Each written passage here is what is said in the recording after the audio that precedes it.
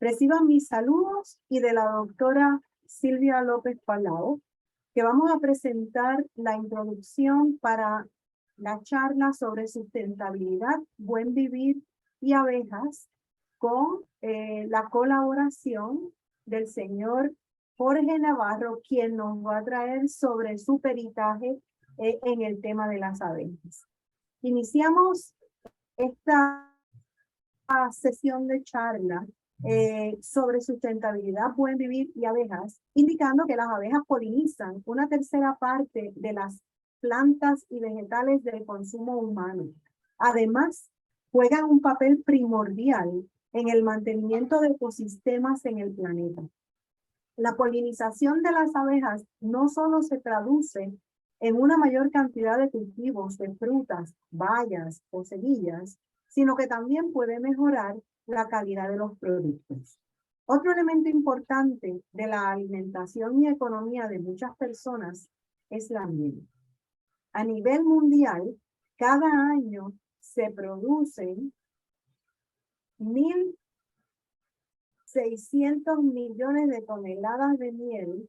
El principal productor es China, según por México, Estados Unidos y Argentina. Estamos ante una crisis civilizatoria que es una sumatoria de crisis que incluye la crisis económica, social,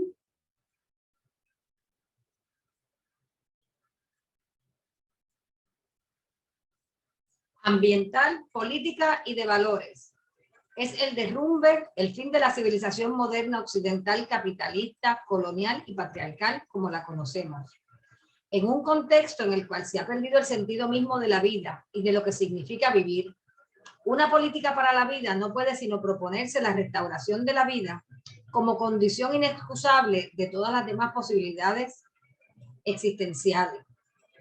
El concepto de lo ecológico, asimilado últimamente por la economía y la política, tiene desde la cultura de la vida una acentuación más decisiva cuando entendemos por ello un tipo de reflexión que expresa la convivencia racional y equilibrada de todas las existencias que hacen comunidad en un mismo hábitat. De ese modo es que podemos integrar en la política al conjunto de existencias. El concepto de pueblo desde la perspectiva comunitaria deja de ser una referencia exclusivamente humana y se dirige a la estructura comunitaria de la vida toda. Por ello, la comunidad es el modo cómo la vida se expresa. Cuanta más comunidad y más relaciones de complementariedad en la reciprocidad se producen, más está en sintonía y en la frecuencia adecuada para escuchar, respetar y aprender los signos de la vida. Vivir en complementariedad se refiere a que todos los seres se complementan unos con otros, o sea, todos nos necesitamos. La reciprocidad es la relación igualitaria entre individuos de una comunidad, individuos que son distintos, pero que tienen en común el ser parte de y no dueños de. La reciprocidad es una experiencia vivencial, corporal, pero no intelectual ni depende de la voluntad. Es simplemente la necesidad del otro para que seamos, para que estemos, para que vivamos. Sin duda que el derecho a tener derechos siempre exige un esfuerzo político para cambiar aquellas normas que niegan esos derechos. Recordemos que en toda la historia de la humanidad, el hombre, sí, el masculino, ha buscado dominar la naturaleza. Las raíces de los derechos de la naturaleza están profundamente insertas en los pueblos originarios. Aunque ellos no tienen un concepto de naturaleza como en Occidente, su aporte es clave. Comprenden perfectamente que la Pachamama es la madre de todos y todo, y han demostrado que es posible construir una convivencia armoniosa humano-natural. Debemos entender a la naturaleza como un sujeto vivo y dinámico, con el cual convivimos y que tiene valor por sí mismo. Es un espacio territorial, cultural y espiritual. Además, estos derechos de la naturaleza van de la mano de los derechos humanos, entendidos siempre en clave emancipadora, pues no puede haber justicia ecológica sin justicia social ni viceversa. La naturaleza tiene derechos. El Estado y la sociedad tienen el deber de protegerlos y respetarlos. Señala el texto consensuado por la Convención Constituyente de Chile para la nueva Constitución. A su vez, la Convención crea la Defensoría de la Naturaleza como un organismo autónomo, cuyo objetivo es la protección y promoción de los derechos de la naturaleza y de los derechos ambientales. Es un salto cualitativo en materia de derechos. El 4 de septiembre del 2022 se votó por esta nueva constitución o carta magna y no tuvo los votos que se esperaba que tuvieran, así que va para una segunda vuelta en su consideración luego de hacerle unos ajustes al texto. A pesar de que pueda parecer una idea loca, hoy ya encontramos derechos de la naturaleza recogidos en textos constitucionales como en el Estado Plurinacional de Bolivia o el Ecuador. Así, estas experiencias fueron inspirando a otras en la región. Existe un importante número de normas locales, proyectos de ley y decisiones judiciales en América Latina.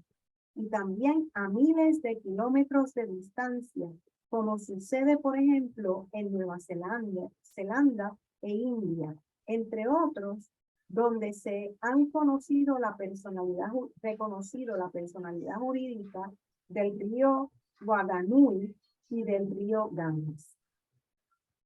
De aprobarse, Chile pasará a integrar el grupo de países que han ampliado derechos reconociendo a la naturaleza como titular de los mismos y a la sociedad y el Estado como encargados de proteger y de respetar esos derechos. Recordemos por un momento las ilustraciones simplificadas de los conceptos de sustentabilidad y buen vivir, como si los viéramos como fenómenos sencillos, que no lo son. Pero viéndolo en su forma más simple, pues la sustentabilidad busca el equilibrio entre el medio ambiente, lo social y lo económico. Noten que en la nomenclatura se habla de medio ambiente como si la naturaleza fuera un medio en vez de un fin en sí mismo.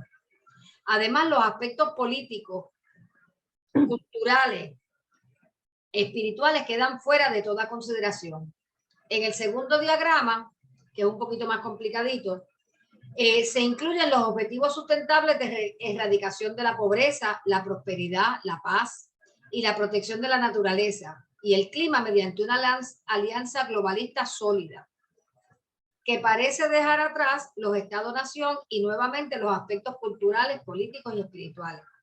Ninguno de los dos incorpora el contexto de tiempo y espacio. En el diagrama sobre buen vivir se promueve un equilibrio entre la humanidad, la naturaleza y los ciclos vitales del universo, incluyendo aspectos políticos, económicos, sociales, culturales y espirituales, enmarcados en un tiempo y espacio, lo que le añade amplitud y profundidad a pesar de la sencillez de su presentación. Las abejas, a pesar de su tamaño pequeño, son una pieza fundamental en el ciclo de vida planetario. Dicen que Einstein dijo alguna vez, si las abejas desaparecieran, ¿cuántos años de vida le quedarían a la Tierra? 4, 5. Sin abejas no hay polinización y sin polinización no hay plantas, ni animales, ni gente. Lo dijo en rueda de amigos. Los amigos se rieron, él no. Y ahora resulta que en el mundo hay cada vez menos abejas. Y hoy, Día de la Tierra, vale la pena advertir que eso no ocurre por voluntad divina ni maldición diabólica, sino por el asesinato de los montes nativos y la proliferación de los bosques industriales, por los cultivos de exportación que prohíben la diversidad de la flora, por los venenos que matan las plagas y de paso matan la vida natural, por los fertilizantes químicos que fertilizan el dinero y esterilizan el suelo, y por las radiaciones de algunas máquinas que la publicidad impone a la sociedad de consumo. Esto a manera de reflexión Nuestro invitado también aclarará a la larga que las abejas son las polinizadoras más lindas. También hay otros animales polinizadores como las hormigas, las murciélagos, las moscas, los mimes, etcétera, que son igualmente necesarios que las abejas, ¿verdad? Pero las abejas, pues en representación de todo eso, polinizadores, lo que aprendamos de las abejas aplica a todos los demás de la misma manera. Amenazas a las abejas: la deforestación, se quedan sin hábitat; la manipulación climática, que está creando lluvias en unos lados, sequías en otras, etcétera; los agrotóxicos y los herbicidas, herbicidas, insecticidas, biocidas, todo lo que sea para matar; la explotación humana. Esto es uno de los grandes descubrimientos que yo he hecho, de hecho, hablando con nuestro expositor de hoy, cómo explotan a las abejas como si fueran benditos esclavas; y algunos depredadores naturales que pueden hacer mella, aunque cuando las colmenas y el terreno está fuerte, esto es sencillamente unos equilibrios que a la larga no deberían hacerle mayor mella. Los exportadores de productos básicos ubicados en Brasil, que han sido multados por tala ilegal y deforestación en la Amazonía, comercian libremente con grandes importadores e inversores de todo el mundo y reciben financiación de estos, según afirma un informe divulgado en abril por la ONG Amazon Watch y elaborado junto con el National Articulation of the Indigenous Peoples of Brazil, el organismo brasileño de coordinación de los grupos indígenas del país. El informe señala con contundencia a BlackRock como un financiero clave de los gigantes agropecuarios más involucrados en la deforestación de la Amazonía brasileña. Los apicultores de la Alianza Maya para las Abejas, Cabnalo, han sido los primeros en notar, padecer y denunciar los efectos en la disminución de la cubierta forestal. No hay menos abejas y, por lo tanto, una menor producción de miel. Desde el 2019, los apicultores han documentado cómo en esa zona avanza la deforestación. Según sus registros, en 2 años se perdieron alrededor de 200 hectáreas de selva tropical y en su lugar se han instalado granjas para la producción de cerdos o maquinaria para extraer tierra y abrir caminos. La pérdida de la masa forestal y de las zonas forestales no solo está afectando a los apicultores, también vemos que tiene impacto en el acceso al agua o en la presencia de más plagas en los cultivos. Los datos de la plataforma Global Forest Watch, que permite acceder a los análisis de imágenes satelitales, muestran que en el municipio de Maxcanú, en Yucatán, se perdieron 3.330 hectáreas de cobertura arbórea desde el 2001 hasta el 2020. Los cambios podrán acelerarse en los siguientes años porque este municipio está ubicado en la ruta del llamado Tren Maya. Y aunque no fue necesariamente por mecanización o por intención humana en aquel momento, María generó una gran deforestación de la que todavía aquellos que sembramos y queremos poner nuestro granito de arena con árboles frutales, etcétera, apenas estamos empezando a levantar algunos árboles que sustituyen esos árboles que se cayeron en nuestro entorno. Y eso lo tenemos que hacer todos.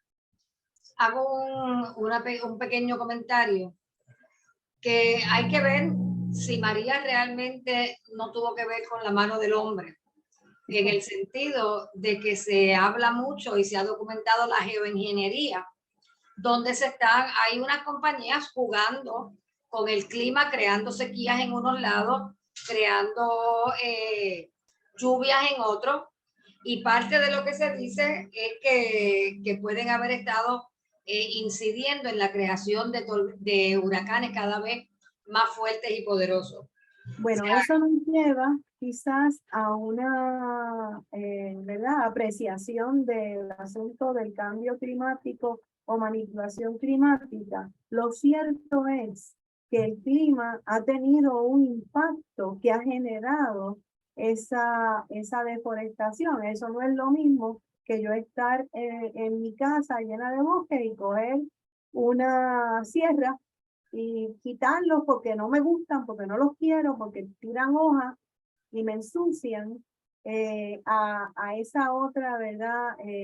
Estrategia más perversa de posibles de corporaciones que posiblemente estén haciendo algo como eso. Bill Gates ha dicho en varias ocasiones que tanto el sol no es bueno, que tanto sol no es bueno y que hay que difuminarlo. Los aviones de los chemtrails surcan los cielos de casi todo el mundo sin que nadie se atreva a impedirle el paso. Las aeronaves involucradas suelen ser aviones militares o comerciales que se han adecuado para este fin. Hace años se conoce el uso de sustancias para conseguir precipitaciones de lluvia, para reducirlas o disipar frentes lluviosos. No obstante, hay más de simplemente atraer o disipar lluvias. Se trata de fumigaciones en toda regla para perpetrar cambios en el planeta. La fumigación de la atmósfera está afectando toda la vida planetaria, envenenando el aire que respiramos, destrozando el ozono, dañando el ciclo hidrológico de la Tierra, provocando sequías e inundaciones, esterilizando el suelo y el agua con los metales tóxicos y productos químicos, bloqueando la luz natural del sol y haciendo que los hongos proliferen masivamente. Además, con la pandemia, muchos gobiernos han autorizado abiertamente la utilización de biocidas por medios aéreos para perseguir a unos virus que nadie vio. La sociedad, acostumbrada a confiar en el Estado, no puede concebir que fumiguen con sustancias tóxicas, como tampoco imagina que una vacuna contra el tétano pueda llevar un componente químico esterilizante. Máxime si está de por medio la ONU o la OMS, pero eso puede suceder. Algunas zonas han sido mucho más castigadas que otras. En agosto del 2017, en Valparaíso, Chile, la agrupación de apicultores Apivaldo denunció la muerte de cientos de colmenas que provocan los químicos usados en la agricultura. Agregó que la legislación actual, formulada hace 50 años, quedó obsoleta en cuanto al uso adecuado de los agroquímicos, porque si bien son productos autorizados, su efecto es mortal para las colonias de abejas. Más de 160 plaguicidas han sido encontrados en las colonias de abejas. Cada año las agroindustrias a nivel mundial usan 4 millones de toneladas de químicos plaguicidas, lo que tiene efectos en todo el ecosistema. El herbicida glifosato es el químico más utilizado en la historia de la agricultura y aunque se ha dicho que no es tóxico para las abejas y otros polinizadores, la evidencia señala lo contrario. Además de reducir la diversidad y cantidad de especies vegetales que pueden ser fuente de alimentos, envenenan progresivamente a estos animales, afectando sus funciones vitales, como encontrar alimento o reproducirse, hasta que mueren o heredan los efectos de los agroquímicos. Millones de hectáreas de tierras de cultivos, parques, aceras y hasta escuelas son rociadas con glifosato cada año en todo el mundo. Cuando se usa en agricultura, este compuesto penetra en el suelo, se filtra en el agua y sus residuos permanecen en los cultivos, con lo cual estos insectos esenciales para el mantenimiento de la vida en el planeta están expuestos a esos elementos agrotóxicos. De hecho, el glifosato no solo se usa como herbicida, también se usan, por ejemplo, para acelerar que el trigo se seque y entonces poderlo cosechar.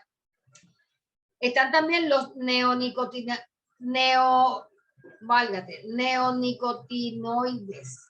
Son una de clase química de antiparasitarios externos Insecticidas clásicos relacionados con la nicotina, que fueron introducidos en la agricultura en los años 90 en el siglo XX. Actúan de modo selectivo e irreversible sobre las células nerviosas de los insectos, paralizándolos y provocándoles su muerte. Se emplean abundantemente en mascotas y ganadería para combatir pulgas, piojos y en la higiene contra cucarachas, termitas, etc. Y también pues afectan a las abejas. Otra cosa que afecta a las abejas, que ya nuestro invitado podrá profundizar o contestar las preguntas cuando tengamos el conversatorio con todos los estudiantes e invitados. Bueno, pues está el deterioro de hábitos por explotación humana. Es otra de las grandes amenazas a las que deben hacer frente las pobres abejitas. Ellas son usadas comercialmente para polinizar monocultivos. Esto supone una menor disponibilidad y diversidad de alimentos para ellas, que se ven obligadas a realizar grandes desplazamientos en vuelo en perjuicio de su alimentación, expuestas a una dieta monótona y muchas veces inadecuada. Especialmente en Norteamérica, son utilizadas cada mes para prestar sus servicios a un cultivo distinto como las almendras de California, los arándanos de Maine y los cítricos de la Florida. El intercambio comercial de colonias de abejorros y abejas para la polinización de grandes cultivos favorece la redistribución de enfermedades en diferentes localidades, países y regiones. Esto se suma al estrés que sufren al estar confinadas en medios de transporte por tiempos prolongados, lo cual las expone a vibraciones, temperaturas elevadas y altas concentraciones de dióxido de carbono. Los altos niveles de estrés reducen el tiempo de vida de las abejas adultas en comparación con las abejas que no son transportadas. O sea que esto me recuerda a la esclavitud cuando traían a los negros de África en aquellos galeones hacinados, etcétera. Pues resulta que a las abejas también las están sacando de sus territorios y las capturándolas, esclavizándolas para que den un servicio ecosistémico de polinización que no les beneficia a ellas en lo absoluto. ¿Por qué son importantes los temas de la sustentabilidad y buen vivir en la Facultad de Administración de Empresas o en las Ciencias Económicas? Bueno, porque la sustentabilidad y la convivencia son asuntos éticos. Las empresas, las empresarias y los empresarios son actores fundamentales de la vida colectiva. La ética tiene que ser parte de la ecuación económica. Tenemos que internalizar que las empresas no operan en un vacío y que se tienen que responsabilizar por sus impactos. Nos toca crear una nueva cepa de emprendedores, ustedes, capaces de desarrollar empresas cónsonas con la cultura de la vida. A pesar de que la industria... Beatriz, en la foto, esto es parte de la Amazonía, de cómo la han ido desforestando, haciendo caminos, y la gente protestando por las fumigaciones que hacen hasta encima de las escuelas y donde hay niños y en sectores residenciales, etcétera. O sea que también lo de las fumigaciones no solo le afecta a las abejas.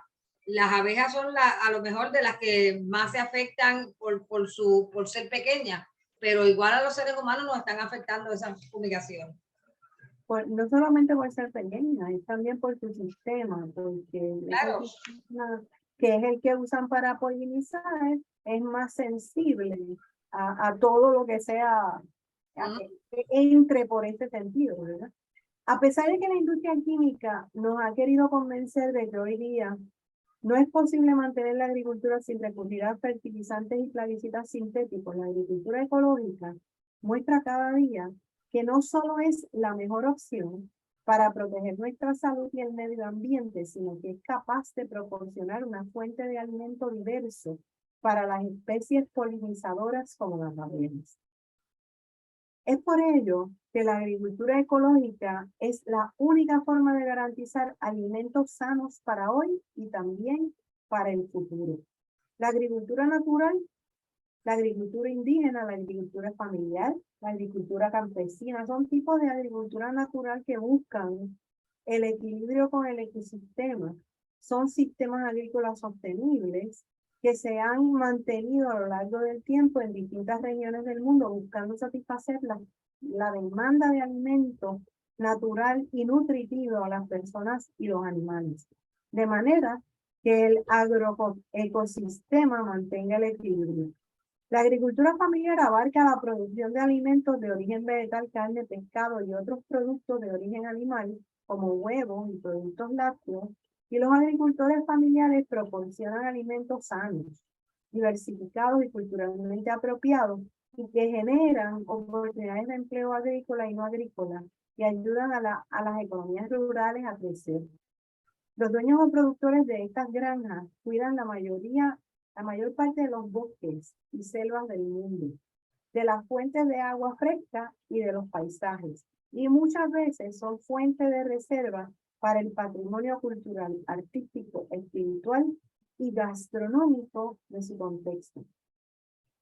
La agricultura ecológica, orgánica o biológica es un sistema de cultivo basado en la utilización óptima de los recursos naturales sin emplear productos químicos sintéticos u organismos genéticamente modificados, ni como abono ni para combatir las plagas, logrando de esta forma obtener alimentos orgánicos a la vez que se conserva la fertilidad de la tierra y se respeta el medio ambiente. Todo ello de manera sostenible, equilibrada y mantenible. Esta forma de producción además de contemplar el aspecto ecológico, incluye en su filosofía el mejoramiento de las condiciones de vida de sus practicantes, de tal forma que su objetivo se apega a lograr la sostenibilidad integral del sistema de producción agrícola, o sea, constituirse como un agrosistema social, ecológico y económicamente sostenible. Hoy tenemos la fortuna de contar con nosotros, con la colaboración del señor Jorge Navarro, que es agricultor y apicultor, trabaja la tierra en muchos de sus ámbitos y está estudiando agricultura sustentable en la Universidad de Puerto Rico en Utuado. Es presidente de la Federación de Apicultores Puertorriqueños Sustentables. Va a estar con nosotros, es nuestro invitado para presentar ese maravilloso mundo de las abejas y su importancia para la continuidad de la vida. Adelante. Un saludo. Bien, pues vamos a estar presentando lo que es la apicultura sustentable en Puerto Rico. Vamos a comenzar con lo que sería la introducción. Puerto Rico es una isla bendecida donde tenemos una diversidad botánica y un clima que permite el desarrollo óptimo para los polinizadores durante todo el año. Con estas ventajas, más un buen manejo de polinizadores, costumbres culturales y la eliminación de agrotóxicos, podemos llegar a una soberanía alimentaria sustentable que bastante la necesitamos. Como ya mencionaron, se importa el 85% de los alimentos a Puerto Rico, sobre algo que deberíamos estar mirando. En la apicultura, como tal, las abejas están aquí hace 50 millones de años, ya estaban en nuestra tierra, con mucho antes de la aparición del ser humano. Déjame empezar otra vez, porque me enredé ahí. Mira para atrás. Ok, pues dale. Ok, pues seguimos en vivo. Las abejas llevan en el planeta Tierra hace más de 50 millones de años, mucho antes de la aparición del ser humano. Básicamente, desde que salió la primera planta o la primera flor, ya las abejas estaban haciendo su trabajo. Tenemos evidencia de las pinturas rupestres en Europa, que datan antes de Cristo 10.000 años, que tenemos la observación aquí en la izquierda. Las pinturas rupestres son dibujos en las cuevas. Ya para el periodo neolítico, el ser humano comenzó a vivir más racionalmente con las abejas, que entonces es lo que llamamos lo que sería la apicultura empírica, que empezaron a comenzar a utilizar instrumentos y técnicas más adecuadas para el manejo de las abejas en la naturaleza, y eventualmente vino lo que se llama la apicultura moderna, que es la que utilizamos hoy en día, que fue gracias a Lorenzo Langstroth, que creó una colmena con cuadros movibles. Aquí pueden ver lo que estaríamos llamando la apicultura empírica, que se estaban utilizando troncos, paja, podían hacer las colmenas a base de barro, que son básicamente las abejas están a la intemperie de la naturaleza, más con el manejo del ser humano. Ya aquí podemos ver lo que serían las colmenas modernas, que son las Langstroth, que son los cuadros movibles. Esto es el estándar que se usa alrededor del mundo. Hay muchos lugares que todavía pueden estar usando las técnicas de la apicultura empírica, pero en cuestiones de comercio estamos usando estas cajas. Entonces, para la biología de las abejas, las abejas pertenecen al reino Animalia, pertenecen a la clase de insectos, son del orden Hymenoptera, que esto lo que quiere decir es que tienen dos pares de alas que cuando abren se convierten en un par. Vienen del género de Apis, su especie es Apis mellifera, también las conocemos como las abejas de miel. Y en Puerto Rico tenemos 39 especies de abejas, que 38 de esas especies son abejas solitarias, que las conocemos como el abejorro, diferentes más. La Apis mellifera es la única abeja que vive en comunidad, o sea, tienen una sociedad y son más de una. Aquí tenemos lo que sería la casta de una colonia. A la izquierda tenemos lo que es la reina. La reina cambia en color y en tamaño.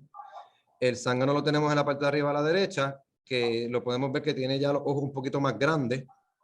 Y abajo tenemos lo que conocemos como la obrera, que es la abeja común, que es la que todo el mundo conoce, que es la que hace todo el trabajo de la colmena. Todas ayudan, la reina tiene su trabajo, el zángano tiene su trabajo, pero la más que está ejecutando es la obrera. Las abejas tienen una estructura bien peculiar y bien fascinante. Ellas tienen una estructura formada de cera, en forma de hexágono, que ellas lo hacen en forma de hexágono para no perder espacio y aprovechar más donde están. Ellas poseen unas glándulas seríferas en el abdomen que secretan esta cera y entonces van formando los panales y las utilizan para incubar y proteger la cría, almacenar las reservas de miel, polen y néctar. Entonces aquí podemos ver las glándulas cereras en la foto de cómo ellas van poco a poco, van secretando esa cera y las van moldeando en lo que serían los hexágonos en los panales. Las abejas tienen un ciclo de vida, una metamorfosis, igual que cualquier otro insecto. Ellas como tal, vamos a empezar por las obreras. Las obreras se tardan 21 días en nacer. Desde que la reina pone huevitos, pasa de 3 días en 3 días, va desde un huevito, después se convierte en una larva, después está la prepupa, se convierte en la pupa y ya para el día 21 es una abeja completamente adulta. Para los zánganos corre igual, lo que pasa es que se tarda un poquito más porque como el zángano es más grande en tamaño, pues necesita más tiempo y más alimento. Por eso es que vemos que los zánganos se tardan 24 días en nacer. La reina es lo mismo, pero la reina, como es tan importante para el desarrollo de la colonia, se tarda menos porque la alimentan con jalea real y la trabajan más a menudo. Si las abejas tienen que desarrollar una nueva reina, porque las obreras son las que escogen un huevito de par de horitas, entonces desarrollan, lo que hace es que le cambian el alimento a ese huevito y entonces eso es lo que hace que se convierta en una reina. Y por eso se tarda 15 días, porque ellas tienen que manejar, si no tienen reina, tienen que manejar eso lo más rápido posible. Ya cuando la obrera nace, en los primeros 4 días de vida, lo primero que ella hace es limpiar la celda de donde ella nació. Ella va limpiando la celda de donde nació y después va limpiando alrededor de la colmena, etcétera, limpia las otras abejas, las ayuda.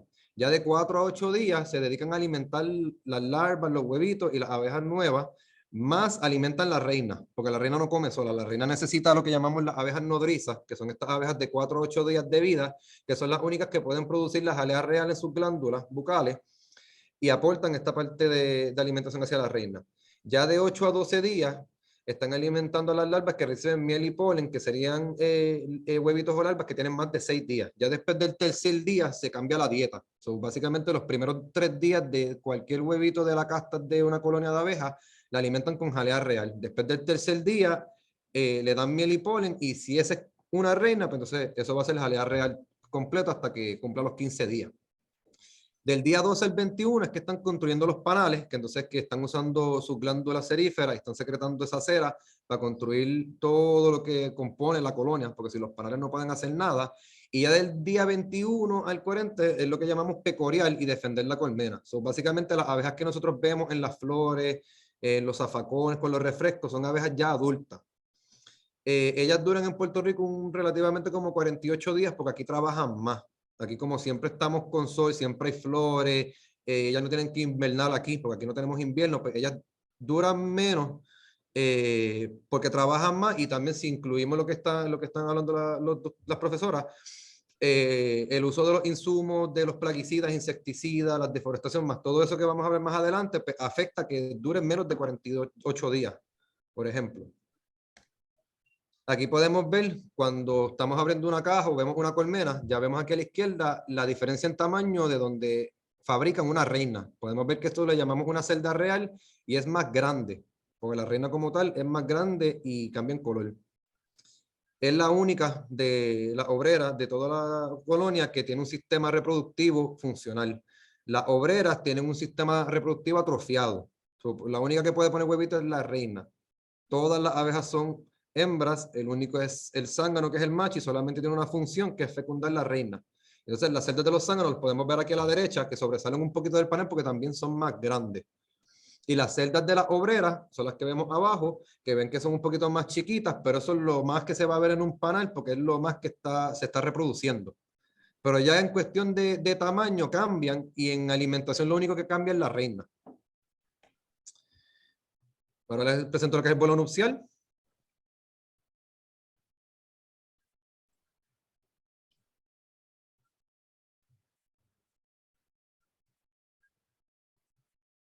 Contra, esa señora tiene una vista.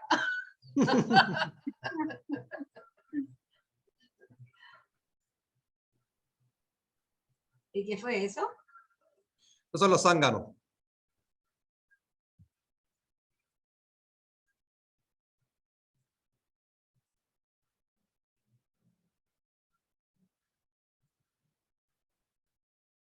La vista de la señora Melichu es el camarógrafo que tomó eso.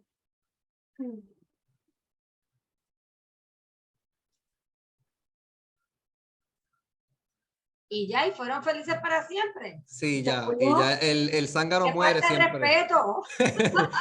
Ok, pues esto que le llamamos el vuelo nupcial, esto obviamente lo hacen las mariposas, etcétera, pero este es el momento en que la reina queda fecundada en el aire por varios zánganos, porque ya se parea con más de uno. Es un proceso que ella puede repetir dependiendo del clima. So, cuando nace una reina virgen, ella va a estar 2 o 3 días en la colmena, sabe, examinando dónde es que vive como tal. Entonces sale a hacer su vuelo nupcial, y los zánganos, por eso es que tú ves que tienen esos ojos bien grandes para poder ver la reina mejor. Entonces hacen el vuelo nupcial, ella se parea con algunos zánganos, y entonces vuelve a la colonia y no vuelve a salir. Ya la que ya queda fecundada, ella vuelve a la colonia y lo que se dedica es a poner huevos por ahí para abajo. El zángano siempre muere después de fecundar porque se desprende el sistema reproductivo del zángano en el vuelo, y así es que como tal ellas trabajan. Cuando ya el zángano hizo su trabajo de fecundación y sobraron algunos, porque siempre sobran, esto básicamente en primavera es cuando más uno los ve, pero ya cuando el zángano hizo su trabajo, las mismas obreras sacan a los zánganos de la colmena, básicamente para que mueran de hambre. Porque el zángano no produce miel, el zángano solamente lo que hace es alimentarse y velar la reina. Ayuda mucho en lo que es la trofalaxia. Sí, es algo bien interesante porque las abejas trabajan para sobrevivir, que esto poco a poco lo voy a ir explicando. Ellas trabajan para sobrevivir, entonces al igual que funcionan así con el zángano, ya que el zángano cuando ya el fecundó, entonces siguieron naciendo zánganos de los que sobraron y ya no los necesitan, los sacan de la colmena porque lo que están haciendo es gastando recursos sin reponerlo. So, ellas lo eliminan y siguen como si nada. Entonces, la metamorfosis de las abejas, ya que después la reina pone huevitos, este es el suceso.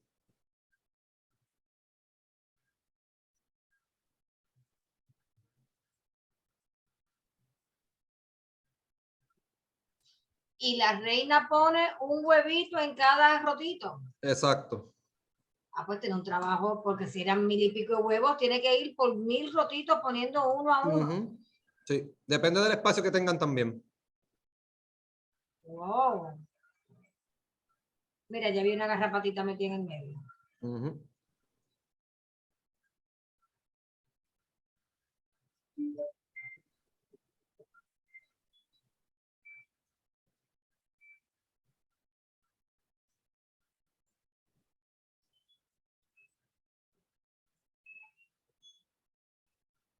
Qué chulería.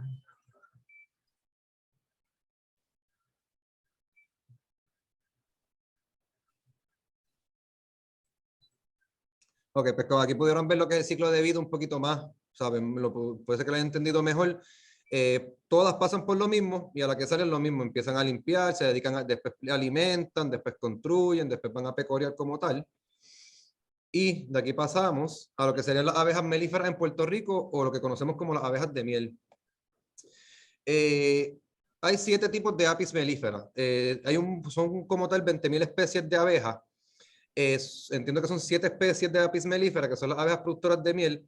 En Puerto Rico no existían abejas productoras de miel. Aquí estaban las abejas solitarias. Para el 1898 hay un documento de agricultura local que indica que antes de este año la abeja llegó a Puerto Rico desde Cuba. Entonces, como tal, fue que empezó la apicultura en Puerto Rico, pero la abeja que estábamos trabajando es la Apis mellifera lingüística, que la conocemos como la abeja europea, que es la que está más alrededor del mundo, en Europa, en Estados Unidos. Ya para el 1908, la Estación Experimental de Mayagüez empezó con un proyecto para establecer la industria apícola en Puerto Rico, y corrió bien porque ya para el 1914 se exportaron 518.000 litros de miel hacia Estados Unidos con la abeja europea. Entonces, de ahí hasta el 1994, durante esos 80 años, la apicultura, ¿sabe? En Puerto Rico corría muy bien, ¿sabe? Se producía mucho, porque era, o sea, era local. Como había empezado, pues se hicieron muchas investigaciones. Aquí habían centros apícolas donde tú podías conseguir los materiales, estaba todo bien. Ya para 1994 llegó lo que conocemos como la Apis mellifera scutellata, o como la conocemos como la abeja africana, o como la han nombrado por ahí, que es algo erróneo, que le llaman la abeja asesina. Por mi experiencia, eso no tiene nada que ver con la abeja, es una abeja manejable. Y la Apis mellifera scutellata, o la abeja africanizada, el punto fue que ya vino es que enviaron a Warwick Stevan Kerr, que es un genetista brasileño, lo enviaron hacia África para buscar unas abejas para desarrollar la super abeja. Eso es básicamente lo que tenían en mente. Ellos querían desarrollar la super abeja con fines comerciales, etc. Hay muchas teorías. Hay unas teorías que solamente trajo esa reina, o hay otra teoría que trajo diferentes reinas de África, que son subespecies diferentes. La única que sobrevivió fue la scutellata. ¿Y qué fue lo que pasó? Se le escaparon. Entonces, para 1956, que fue que él hizo ese trabajo, ahí podemos ver en el mapa que de Brasil empezó a coger para diferentes partes de América Latina, empezó a subir por México, ya para el 90 estaba en Texas, se llegó a Puerto Rico en el 94, y hoy en día se está documentando que esta abeja, o sea, la genética, sigue quedándose como tal con los territorios, porque los genetistas modernos como tal han llegado al punto que la genética de la abeja africana es muy fuerte. Entonces, si las comparas las dos o haces alguna investigación, siempre vas a terminar con la abeja africana. La abeja africanizada es mucho más resistente a las plagas, enfermedades, etcétera, que la europea. Y por eso la quieren mucho. Hay mucho apicultor que aprecia mucho la abeja en Puerto Rico porque tiene esas cualidades. Jorge, como sabemos, ajá. Perdóname que te interrumpa. Según ese mapa, ¿en Chile no hay abeja africanizada? Tiene que haber. Lo que pasa es que allá en América Latina hay otra subespecie hay más abejas que aquí. En cuestión de abejas de productoras de miel y abejas solitarias, porque en América Latina tienen la abeja que poliniza la vainilla. En Puerto Rico no la hay, la vainilla se tiene que polinizar aquí a mano, pero en América Latina está. También en América Latina está lo que conocemos como las abejas melíponas, que son abejas que no tienen aguijón y su miel es más medicinal.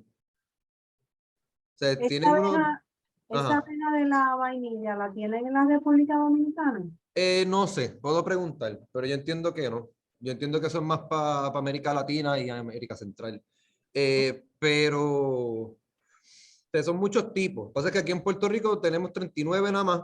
La melípona yo estoy seguro que puede adaptarse al clima de Puerto Rico, pero no sé por qué no se ha tratado. Yo espero hacer eso en algún momento. Pues sus propiedades me curioso que de toda Sudamérica menos Chile. No sé por qué no lo pintaron, o lo más seguro para el año que sacaron el mapa no lo habían registrado, que me está raro también, porque hoy en día si miras el de Estados Unidos, ya están llegando más arriba donde está marcado ahora.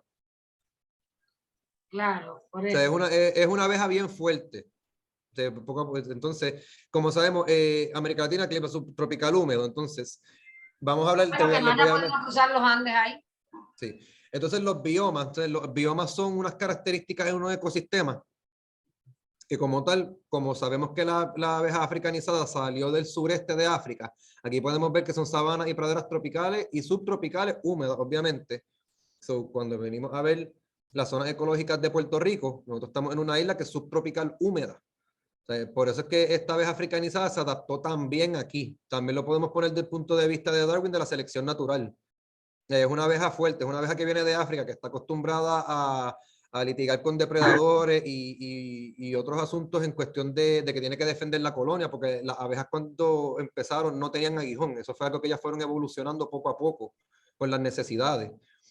Por eso es que esta abeja se adaptó mucho a Puerto Rico y no hay manera de cambiarla. Hay muchas investigaciones que quieren cambiar la abeja de aquí porque que no es dócil, pero es manejable. Un buen manejo y buenas prácticas, etcétera, sí se puede bregar y sí puede haber una producción en Puerto Rico de productos apícolas como tal. No estoy hablando de la miel en general. Pues por esto es que esa abeja cayó también aquí. Porque si tú mandas esa abeja africanizada a Nueva York, no te va a sobrevivir igual porque allá es más frío. O sea, no es el mismo clima de donde ella sale. So, sí, puede ser que sobreviva, pero hay que darle tiempo en lo que esa genética y ella se adapta al clima de Nueva York. Pero no va a ser el mismo comportamiento de aquí. Sigue siendo una abeja, sí, va a seguir polinizando, va a seguir produciendo miel porque sigue siendo una apis mellifera, pero su comportamiento puede cambiar y su entorno cambia porque no es lo mismo Puerto Rico a Nueva York o depende de otra área en el mundo. Pregunta, Jorge. Pero hubo mestizaje de la africana con la de aquí. Sí, eso fue lo que pasó. Como aquí llegaron las europeas para los 1800, ya cuando llegó la africanizada en el 94, ya ustedes vieron que para la abeja reina quedar fecundada, pues ya sale de la colmena. Entonces selección natural, ¿sabes? Básicamente ella se empezó a parear con zánganos de las abejas africanas, las cutelatas, y poco a poco, con el tiempo, se fueron adaptando al clima de Puerto Rico, etcétera, y básicamente evolucionó lo que tenemos hoy como abeja. Okay. Que produce mucho más rápido, es más resistente a enfermedades, ella, o sea, casi ni se enferma, es de las mejores abejas que hay. Yo no trabajo con otra abeja, yo me especializo aquí en la de Puerto Rico, pero no es como la pintan como asesina, que no produce miel, ella tiene sus atributos y como que era poliniza. Porque cuando nosotros ponemos esto en punto de vista, todo se complementa. Lo mismo que están haciendo los agricultores, más los estilos de vida que tiene la gente, tiene que ver mucho de cómo las abejas van a adaptarse a su entorno como tal. Entonces, en la anatomía de las abejas, te lo voy a explicar bien rapidito. La abeja hace importante las antenas. Las antenas es lo que usan de tacto. Ellas tienen 5 ojos, tienen 2 compuestos que son los que usan para tener visibilidad de las plantas, etcétera, y tienen 3 ocelos en la parte frontal, que es lo que usan para detectar la luz. Las abejas siempre se dejan llevar por el sol y por la luz. Por eso es que si tú vas por la noche y prendes las bombillas y tienes una colonia de abejas cerca o algo, se te van a empezar, vas a ver que se pegan a la bombilla porque ellas se excitan con la luz. Lo que conocemos como el cepillo de polen o la canasta de polen, que ellas van guardando el polen en las patitas porque tienen un montón de pelitos sensoriales ahí, el aguijón, etcétera, la trompa para chupar néctar. El sistema nervioso de las abejas es bien complicado, es bien abundante, pero eso es como tal los más importantes que tienen. Como les expliqué, la visión ponen 2 ojos compuestos y 3 simples, perciben colores ultravioletas, su olfato está localizado en las antenas, lo cual contiene un montón de estructuras numerosas sensoriales. El tacto es principalmente también en las antenas, también tienen un montón de pelitos que contienen por todo el cuerpo, extremidades de las patas. Tú ves una abeja de cerca y tú vas a ver que tienen muchos pelitos. Cuando están acabaditas de nacer tienen más, y cuando van pasando los días, pues tú ves que en el tórax pues no tienen tanto como antes. En cuestiones de audición no se conocen órganos auditivos en las abejas, pero son bien sensibles a las frecuencias sonoras. Por ejemplo, si yo estoy trabajando con una colmena en un apiario y yo tiro una herramienta o doy un cantazo o se habla duro, ya eso, ellas lo sienten. O sea, que hay que tener también mucho cuidado. Por eso reaccionan tanto a la vibración. Exacto, por eso cuando, ¿sabes? Pueden estar, las que están pecoreando, las abejas que tú ves por ahí buscando flores, ellas no te van a hacer nada, a menos que tú las molestes. La única manera que las abejas se van a defender, y con todo derecho, es cuando tú te acercas a la colonia, donde está su almacenamiento de crías, su almacenamiento de miel. La miel son los carbohidratos de las abejas. O sea que básicamente ellas, como no son animales domésticos, ellas van a pensar, esto es una amenaza para nosotros. Esa es la única manera, pero si les pasas por el lado y no les molesta, no vas a tener ningún problema. Entonces, esto es bien importante. Las abejas necesitan polen, están en las plantas, etcétera, que es la célula masculina de la flor. Es un producto bien alto en proteínas, vitaminas y minerales. El propóleo, que es también bien importante, es una resina que ellas fabrican aparte de los árboles y las plantas, de sus exudados, y es un antibiótico natural y lo utilizan para pegar las panales, sellar aberturas, entonces evitan la entrada de patógenos, depredadores, controlan humedad, se usa mucho en cuestiones medicinales para el ser humano, hay muchas investigaciones y es buenísimo para tratar cualquier cosa del ser humano. El agua también es bien importante, que la utilizan para controlar la temperatura de la colmena, la utilizan para diluir la miel. También el néctar, que es un líquido rico en azúcar y es producido por las flores. Y bien importante, esto es lo más importante para mí de todo, es un entorno libre de agrotóxicos y diversidad genética de plantas.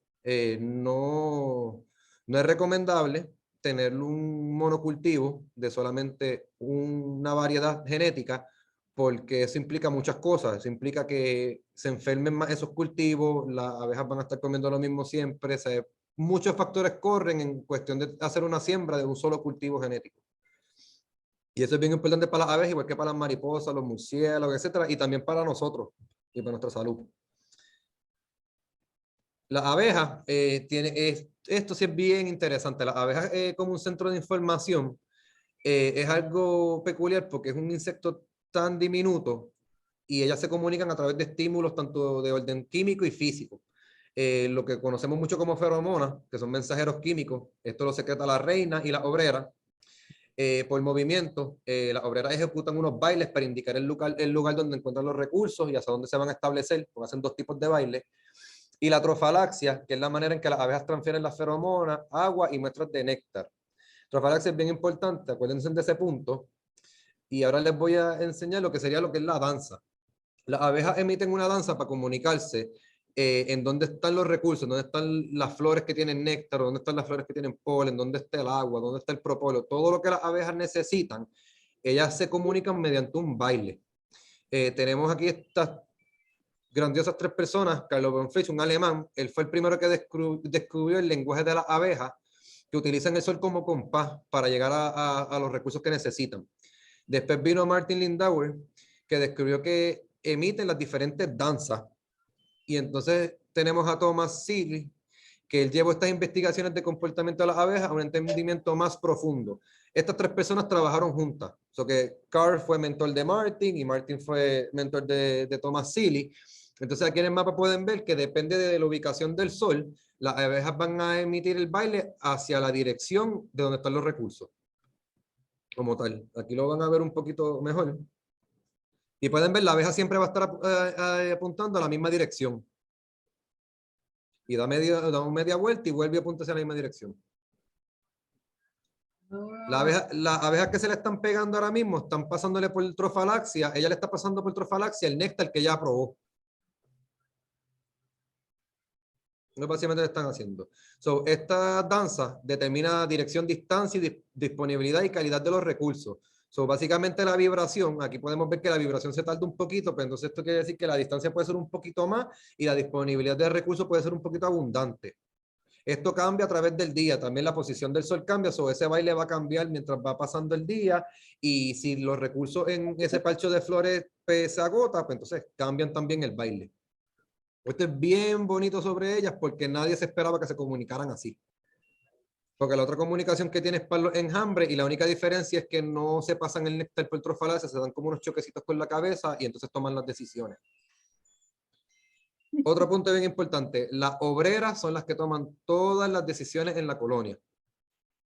Esto es un cerebro colectivo. Aquí la reina se respeta, pero las que mandan son las obreras. Como quien dice, lo que manda es el pueblo. Si ellas no les gustan donde están viviendo, ellas emiten un baile como el que acaban de ver, sin pasarlo del néctar, y deciden, entonces abandonan el área donde están y van y buscan otro sitio en donde establecerse, igual que cuando enjambran. Si la colonia considera que la reina no está trabajando a como quieren, eliminan la reina y producen otra.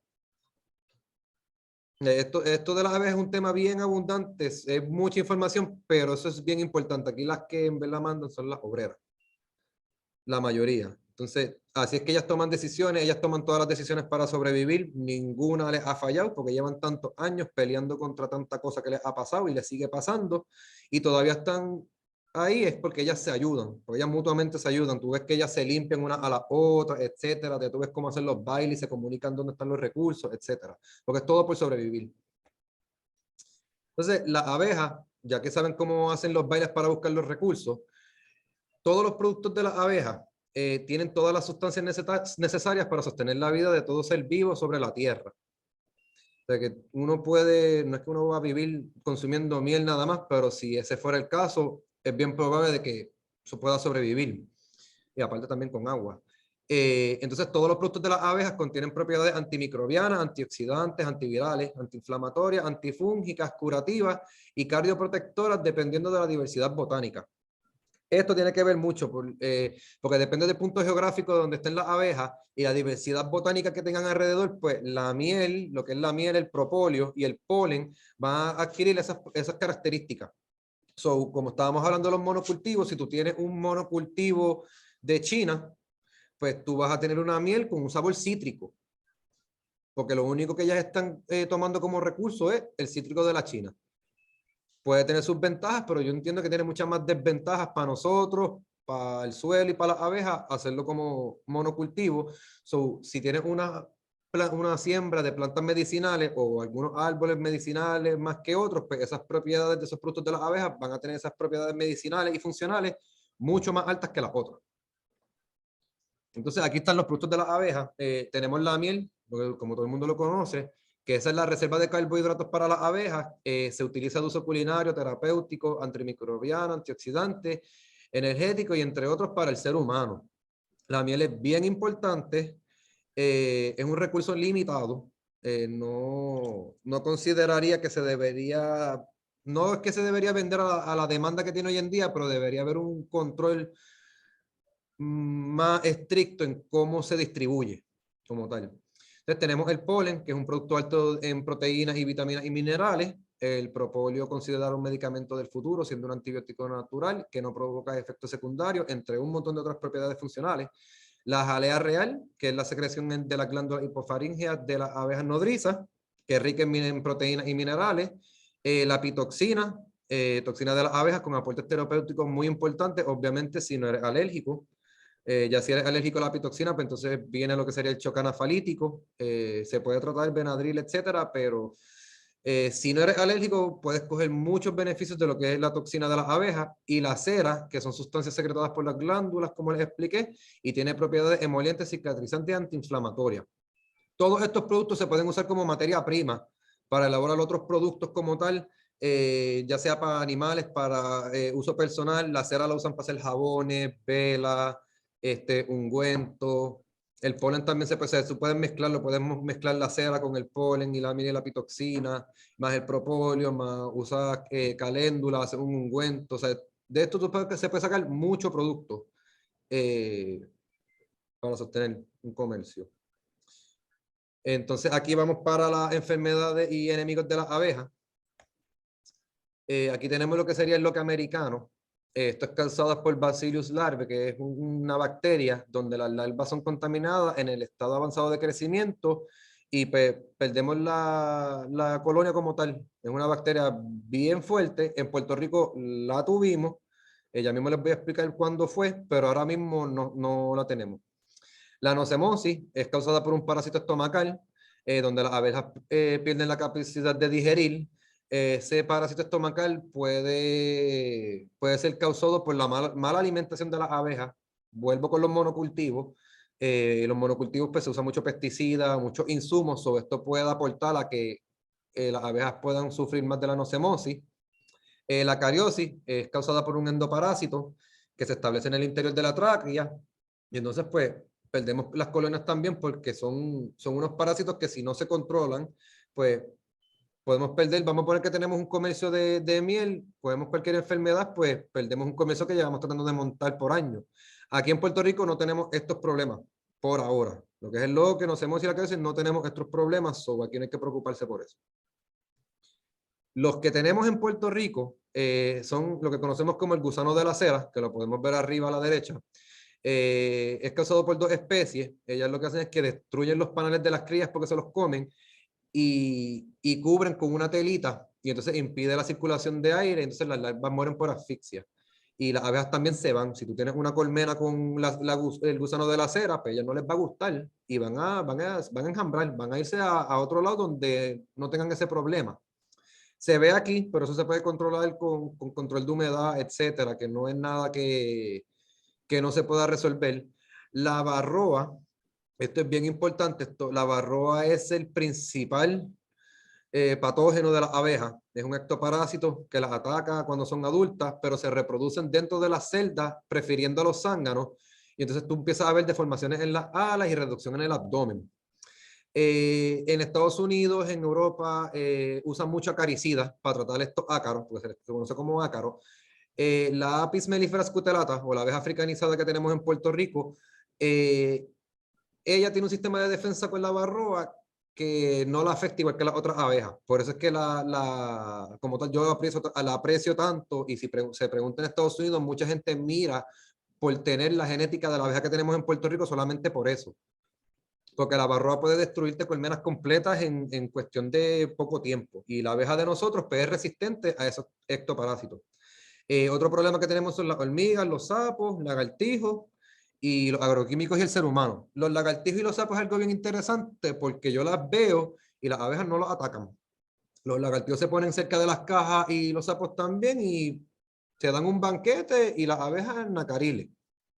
Pero como tal en Puerto Rico, estas son las únicas dos enfermedades con las que puede ser que tengamos que lidiar, aparte de los tóxicos. Ok, aquí vamos con lo de el loca americano. Para los años 70, los judíos empezaron a introducir a Puerto Rico el sistema por goteo.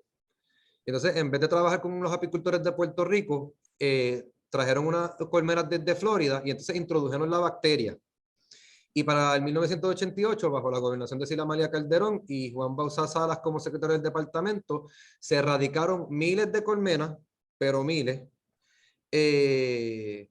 sin ninguna, ¿sabes? Yo estoy seguro que enviaron a hacer esas investigaciones para ver si las colmenas de verdad estaban infectadas, no tenían ninguna capacitación en apicultura, en cómo manejar con las abejas.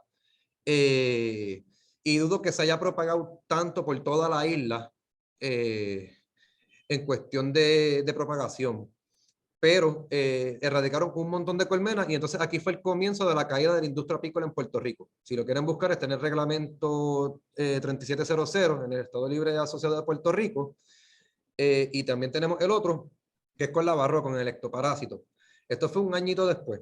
Igual bajo la gobernación de Sila María Calderón y Juan Bauzá como secretario de Agricultura, siguieron trayendo colmenas de Estados Unidos o de otros países, empezaron a importar reinas de otros países y que para mejorar producción, pero entonces fue que trajeron estos patógenos para acá. Y volvió un año después, en el 88 erradicaron miles de colmenas, entonces un año después volvieron a erradicar un montón más. Y de aquí en adelante yo entiendo que fue que la apicultura en Puerto Rico cayó porque no pudo volver a aumentar en apicultores y etcétera por cuestión de todo lo que eliminaron. Porque ahora mismo tenemos apicultores en Puerto Rico, pero no es la cantidad que habían para los 70, para los 80, para allá. No hay tanto. Jorge, ¿quiénes trajeron esas abejas? Pues los mismos apicultores de aquí como tal. Eso comenzó con la importación de reinas, porque esto fue antes, estamos hablando que esto fue antes de que llegara la abeja que tenemos ahora, la abeja africanizada. Esto es buscando para tener mejor producción y empiezan a traer reinas de afuera, que no es sustentable. A lo loco. Tienes que estar, sí, a lo loco, porque no es sustentable, porque tienes que estar comprándolas afuera, trayéndolas para acá, cuando las reinas las hacen las mismas abejas, o tú puedes criar tus propias abejas, que eso es otro tema en todo esto. Entonces, tú puedes criar tus propias reinas, y tú buscas una genética unas características específicas, y entonces tú haces una metodología que tenemos en la federación, y tú hacer reina. Entonces si tienes una reina que no te está produciendo al nivel que tú quieres, pues tú haces ese método e introduces una reina de mejor calidad. No hay que estar comprándola afuera. Entonces si lo hubiéramos hecho así desde el principio, hubiéramos evitado un montón de problemas en cuestión de las erradicaciones, porque aquí las erradicaciones, después si se los leen, van a ver que hay un montón de cosas que nadie va a estar de acuerdo, como tal que el apicultor tenía que cubrir todos los gastos que el gobierno necesitaba para erradicar las colmenas. Ya eso es un punto bien fuera de lugar. Y como quiera sigue pasando, como quiera sigue introduciendo materiales de afuera, no sé por qué, pero sigue pasando. Y aquí fue el comienzo de la caída de la apicultura en Puerto Rico, porque ya para el 94 fue que llegó la abeja africanizada y que fue lo que empezaron a hacer igual que en Estados Unidos y todavía lo hacen, las matan. En Estados Unidos, yo tengo un amigo que trabaja para un aeropuerto en Florida y me llamó diciéndome que porque yo no me mudaba para allá, que le acaban de pagar $1,500 a un muchacho para que le pegara fuego a unas abejas africanizadas que estaban pegadas en un avión.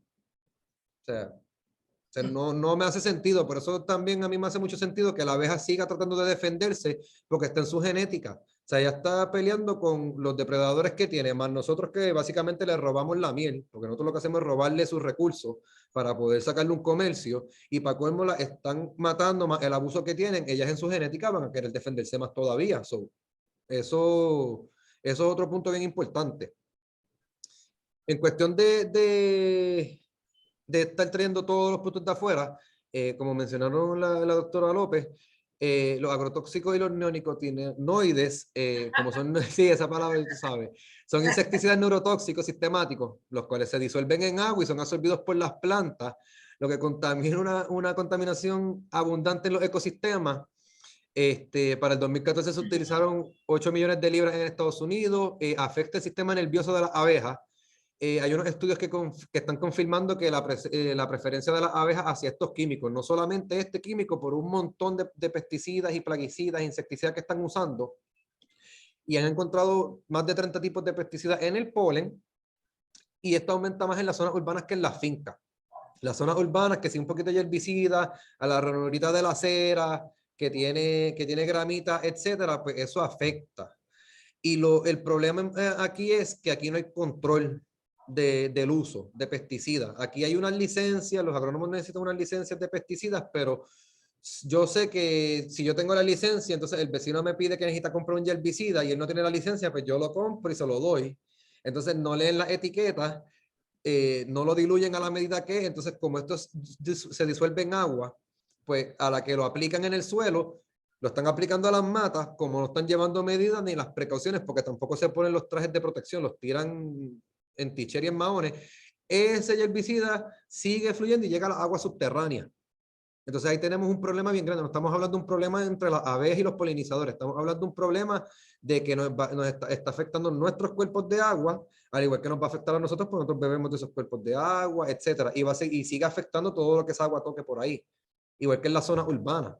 Jorge, pero también hay que tener pendiente, si bien es cierto lo del mal uso, no nos caigamos en esa bobería. El problema es que son sustancias tóxicas que no se deben vender. O sea, pues no, porque entonces de repente Bayer y Monsanto no tienen ninguna responsabilidad porque lo que pasa es que los agricultores lo usan mal. No. Exacto. Y aquí los gobiernos municipales y estatales echan glifosato en las orillas de las carreteras para no tener que pagar a gente que vaya con los trimmers, ¿verdad? Sí, eso mismo es. Y aquí el Departamento de Salud manda a fumigar, que yo me le voy detrás a las guaguas que vienen a fumigar indiscriminadamente, porque lo mismo fumigan y que para mosquitos, que esto, y para el COVID, que saben que nos están echando. Exacto. Que, si bien es cierto que puede haber un mal uso, ese no es el problema principal de los agrotóxicos. El problema de los agrotóxicos tiene nombre y apellido y son las multinacionales que la producen y las élites de gobernantes que la permiten. Sí, exacto, porque... es que si no me enveneno. No te preocupes, no, porque ¿sabes? Hay un montón de alternativas para eso, pero tú sabes cómo corre todo. Pero sí, esto debería eliminarse por completo porque lo que llamamos agricultura convencional, me voy a explicar ya mismo, agricultura convencional, que serían estos monocultivos, como ven aquí en la foto, que es un solo cultivo, es una maquinaria, y abajo lo ves tirando, ¿sabes? Tirando foliarmente algún químico o algo. Esto empezó para la Revolución Verde para los 60 o los 70. O sea, mucha gente cree que esto de la agroecología y la agricultura sustentable empezó ahora, ¿sabes? Los indígenas y nuestros ancestros, así es que era que sembraban. Todo esto empezó cuando patentizaron el amoníaco y entonces empezaron a ver que tenía estos efectos en los cultivos y ya tú sabes que se fueron por ahí para abajo, pero esto es nuevo, o sea, es básicamente volver hacia atrás a lo que es la agroecología y lo sustentable, porque así es que se sembraba. Uno puede hablar con sus abuelos y sus abuelos te dicen, no, yo estaba abonando con el estiércol de las vacas.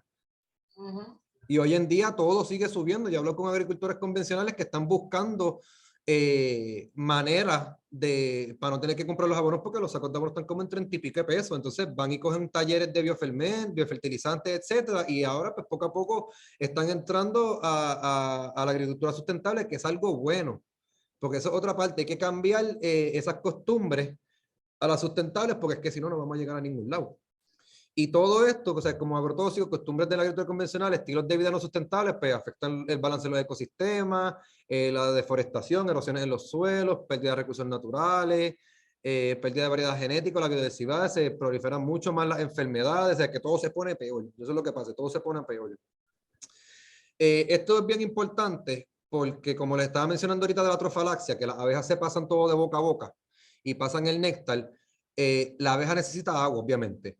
Pues como los agrotóxicos o los pesticidas, como quieran llamarle, los diluyen en agua, aquí nadie los tira por la noche, aquí no hay control de eso, tiran todo eso por la mañana, la abeja va temprano, ella sale temprano, ya a la primera que sale el sol, ella ya está afuera trabajando, ella piensa que es agua, bebe de esa agua con ese pesticida o lo que hayan echado, y vuelve a la colonia, y entonces empieza de boca a boca a pasársela a sus hermanas. Entonces, eso es lo que pasa aquí, mira, la probóscide. Aquí abajo podemos ver ya un poquito más de cerca cuando están haciendo lo de trofalaxia. Y después que pasa todo eso, perdemos una colonia completa. Aquí pasa en Villalba, en la finca de un buen amigo mío, el vecino entiendo que era que estaba bregando con los plaguicidas, perdió colmenas grandísimas que estaban en producción. So, él estuvo 2, 3 años desarrollando esas abejas saludablemente para que en cuestión de alguien rociando un poquito ese pesticida y ellas hayan llegado a él, las perdió todas. Pasa más a menudo. En Estados Unidos pasa mucho. Aquí pues puede ser que pase y la gente no se da cuenta.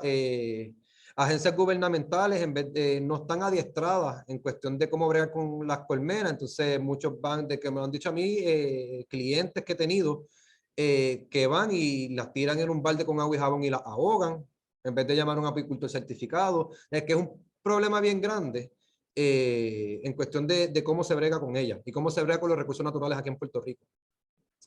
Tenemos la ley 112, que fue enmendada en el 2020, protección de polinizadores, después se la pueden leer con calmita, pero esta ley está diciendo que hay una multa, etcétera, en eliminar los polinizadores, pero es algo que se hace en Puerto Rico. O sea, algo que se hace más de lo normal.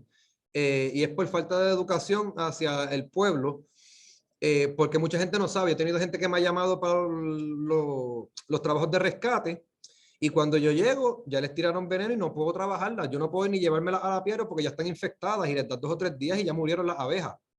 Y se han hecho querellas con esta ley. Se queda así mismo. So, para que la tengan ahí, sepan que existe, pero hay que trabajar mucho con esto. Entonces, en la explotación de las abejas, como ya sabemos, son responsables del 90% de la producción de los cultivos. Ya para el 2016, los agricultores de almendras rentaron colmenas a $165 cada uno y los polinizadores generan más de $24 billones a la economía de Estados Unidos. Aquí en esta gráfica podemos ver que para el 2016 ya los servicios de polinización están un poquito más altos que las ventas de miel. No sé cómo está ahora, puede ser que esté más alto por la alta demanda, porque en Australia también está pasando, y en Australia está también bien frágil, porque Australia llegó a la varroa hace poco, en Australia no existía ese ectoparásito, y ellos están erradicando las colmenas en Australia y están todavía llevándolas a las fincas que las rentaron para que polinicen, y los apicultores están peleando de que no hagan eso porque corren el riesgo de que infecten las colmenas también, pero a ellos no les importa, y siguen haciendo que las colmenas vayan para arriba y para abajo. Esto que está aquí es un monocultivo de almendra, que esto los productos a base de almendra, productos veganos, etcétera, entre otros, pues tienen mucha fama hoy en día, pero estos son monocultivos en California. California se dedica a producir el 80% de esa demanda y son monocultivos, que es el mismo cultivo obviamente en todo el área, son cientos de cuerdas de lo mismo. Y el problema con este comienzo de las almendras y otros cultivos es que son monocultivos, muchos de ellos pueden ser certificados como orgánicos, pero no son sustentables porque se manejan de manera convencional, siguen usando maquinaria, siguen utilizando insumos. Entonces, monocultivos más propensos a la dispersión de enfermedades, y para esto de las almendras sacan a las abejas de su estado de hibernación antes de tiempo. Son, están básicamente explotando a las abejas, como mencionaron, como si fueran esclavos. O sea, es que no entiendo por qué, porque no es que no necesita haber un negocio de rentabilidad de colmenas, pero como yo lo hago aquí en Puerto Rico, es que yo llego a un acuerdo con la finca, que o sea, los dos ganemos, y yo dejo esas colmenas allí. Yo no estoy moviendo las colmenas de un lado para otro para evitar ese estrés que les da a ellas y evitar esto que puede pasar. Esto pasó en julio de este año.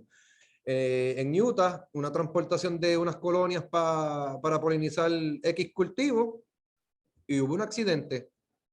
Ahí se perdieron miles de colmenas, y ha pasado en Alaska, ha pasado alrededor del mundo un montón de veces, y en este año también. Esto fue en julio, para que tengan una idea de cómo es que está funcionando todo esto. Se debe trabajar una manera más segura con las abejas. Entonces, en Puerto Rico, localmente producimos el 6% de la demanda de miel, y 94% es importada. Mayoría de los apicultores aquí son de edad avanzada, mayoría no lleva registros de producción y gastos. La renta de colmenas para la polinización es bien mínima en Puerto Rico. Entiendo que está pasando solamente en el sur, que sabemos que son las fincas de Monsanto, que ahora le conocen como Bayer. Son las únicas como tal que están rentando las colmenas, y hay muy pocos suplidores de materia apícola en la isla. So, básicamente todo el equipo que uno tiene que pedir para poder trabajar las abejas en Puerto Rico hay que mandarlo a pedir a Estados Unidos o otra parte del mundo. Esto es bien importante porque tienen que tener mucho cuidado cuando compren miel. Lo mejor es que tengan un apicultor y tengan contacto directo con el apicultor, que no haya intermediario. Entonces ahí se vas a conseguir miel cruda. Sería miel cruda, o sea, igual que como sale del panal, se envasa. Aquí podemos ver el ejemplo, una miel que dicen que está hecha en Puerto Rico, que tiene el sello de hecho en Puerto Rico, pero cuando ves la etiqueta dice que es producto de Brasil. Y si vas y buscas en el Departamento de Agricultura, pues como mencioné, el 94% es importada. So, tengan mucho cuidado con eso, porque mucho te voy a decir que la miel es como tal de aquí. Y en conclusión, cada día se hace más difícil practicar la apicultura por el avance frenético de usos de agrotóxicos, deforestación, monocultivo, erosión de suelo, el avance de los desiertos, mal manejo de polinizadores, construcciones urbanas, etcétera. Pero esto de la apicultura tiene un gran potencial comercial para mejorar los ecosistemas y mejorar la calidad de vida, porque la miel es un endulzante. Eso es mayormente como se piensa, que es un endulzante natural, pero la miel más todos los productos de las abejas tienen unas propiedades funcionales, lo cual pueden curar un montón de enfermedades. No hay que estar tomando pastillas ni nada, y van a funcionar mucho mejor que cualquier medicamento sintético.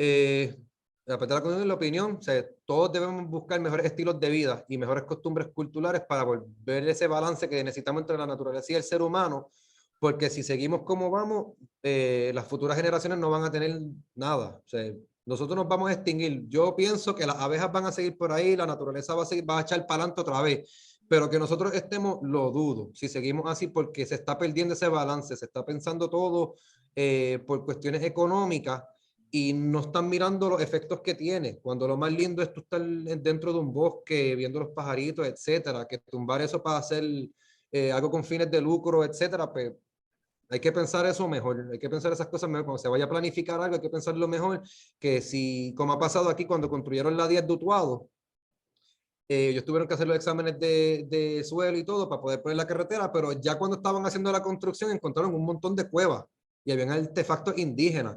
Pero ¿qué fue lo que pasó? Como ya el proyecto estaba corriendo, se quedaron callados y tiraron la 10 completa, y eso no se investigó y se perdió. Igual que pasa con los recursos naturales ahora mismo en Puerto Rico, que están abusando de ellos, y eso es lo que tenemos que cambiar. Y entonces, si tienen preguntas o algo, aquí tienen mi email, mi contacto, cualquier cosa que necesiten, y las referencias por si necesitan buscar un poquito de información. Y gracias por la atención. Muy bien, Jorge. Yo quisiera que dejaras la anterior con tu teléfono y tu... Ahí está. Ahí para que si quieren hacerte preguntas en cualquier momento, además, si te quieren comprar productos de abeja, Sí, yo sé que tú tienes miel, propóleo, etcétera, que siempre es bueno tenerlo en nuestra alacena. La miel tiene también no solo las fuentes, las propiedades medicinales, sino hay una amplia uso gastronómico. Unas pechuguitas de pollo mojaditas en miel. O sea, sí, se pueden hacer muchas cosas porque hay un tiene mucha muchacho. gracia. Sí, hay un muchacho en Sidra. Se me olvidó el nombre de él y del restaurante, pero es amigo de los que trabajan conmigo en la apicultura y él puso un apiario en el restaurante. So que si están pensando en cuestión de cómo hacer un negocio, pues él tiene un restaurante, está aprendiendo apicultura con nosotros, que si alguien quiere aprender a tener la capacitación y la certificación por la Federación de Apicultores en apicultura, pues también me pueden contactar. Y él tiene su propio apiario, so él va a suplir su propia miel para entonces cocinar. O sea, igual que lo digo que de manera personal no es que tienes que tener 100 colmenas para producción, uno puede tener 1 o 2 colmenas en su casa o si tiene terreno en alguna finca para consumo personal, para la familia, etcétera. Y esto es un tema bien abundante, aquí yo lo puse todo lo más close que pude porque es mucha información, ¿sabes? No es que es complicado, pero es mucho, porque las abejas trabajan de una manera extraordinaria, la manera que hacen las cosas, es mucha información, hay muchas investigaciones, es el insecto que más se ha estudiado. Y medicinalmente el propósito, de aquí se pueden hacer muchas cosas, pero siempre y cuando se maneje bien, no se exploten y todo sea para volver ese balance de la naturaleza, porque entonces así todo va a funcionar y va a ser a largo plazo. Para dejarle a los que vienen detrás de nosotros. Los que tengan hijos, nietos, etcétera, es para ellos, no para nosotros. Pero sí, cualquier cosita pregunta, pues estamos a la orden.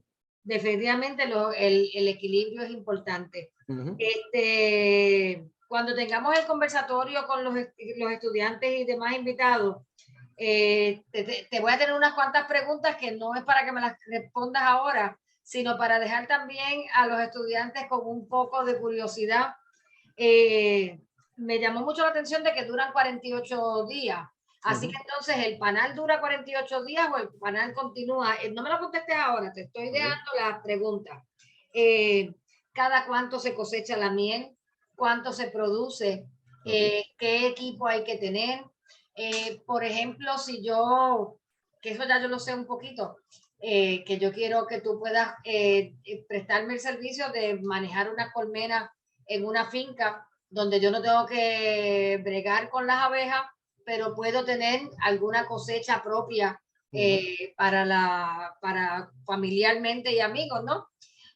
Además de añadirle ese servicio ecosistémico a lo que esté cosechando, ¿verdad?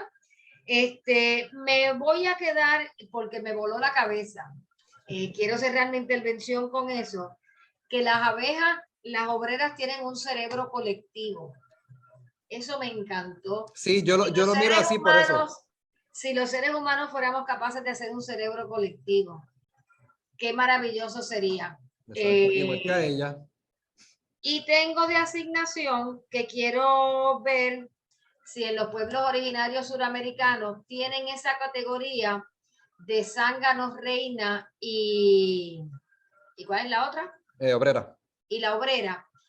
Porque en lo que yo he ido aprendiendo de las culturas andinas y amazónicas ancestrales, no tienen jerarquías. Así que yo dudo que exista la palabra reina y de hecho, por ejemplo, en los Aymara, que son los de Bolivia, Perú, etcétera, no existe la palabra naturaleza, porque como ellos se consideran parte de la Pachamama, no hay una cosa, no existe la naturaleza como algo externo, ¿verdad?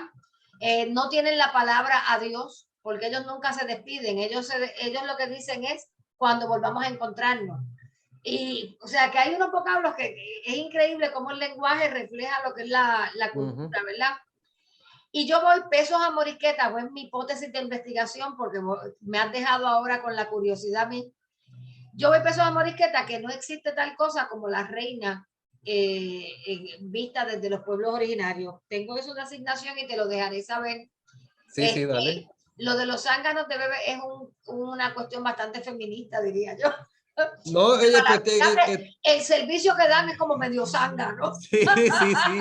Oye, todo esto es un tema bien, como es tan, tiene tanta cosa. Si eventualmente, si los mismos estudiantes o algo, pues entonces nos podemos abundar más en un tema, porque ¿sabes? Lo de los zánganos, yo tengo que explicar por qué es que ellos mueren después que fecundan. Claro. Lo puse todo de esta manera para que tengan una idea de Claro, cómo trabajan, pero esto va, se los digo, esto va mucho más allá. Claro, pero lo que Esto pasa va es mucho que más allá. esa visión de la colmena, como que tiene reina, zánganos y obreros, me parece bien eurocéntrico. Sí, es que de ahí fue que salió. Y tengo ahora la inquietud y te la dejo a ti también para que tú hagas tu propia investigación, a ver si cuando nos veamos en el conversatorio tenemos alguna respuesta o sigamos indagando e investigando. Y dejo a los que estén viendo esta charla con esa curiosidad y cualquier cosa que logren saber, pues ya saben que pueden escribirle a Jorge a ese correo electrónico o a ese teléfono y de alguna manera podemos entonces ir resolviendo esta incógnita ahora, porque ninguna abejita ha dicho yo soy zángano o yo soy reina, ¿verdad? Y nada, esa es mi inquietud, Beatriz. Sí, a mí me gustaría que los estudiantes también compartieran experiencias específicas de su consumo de miel, de si conocían sobre las propiedades medicinales de la miel y cuáles son. Quienes tienen conocimiento porque estén cerca de alguna persona que sea productora de miel. Ese tipo de preguntas para cuando nos reunamos a discutir esta charla, también integrar la experiencia que tengan algunos, además de su posible interés en desarrollar su propio negocio sobre la miel. Exacto. Muchísimas gracias. Gracias a ustedes, Te agradecemos mucho y nos alegramos de que estés bajando el promedio de edad de los apicultores. Paso, vamos. Muy bien. Buenas Bueno, nos vemos pronto. Gracias. Bien.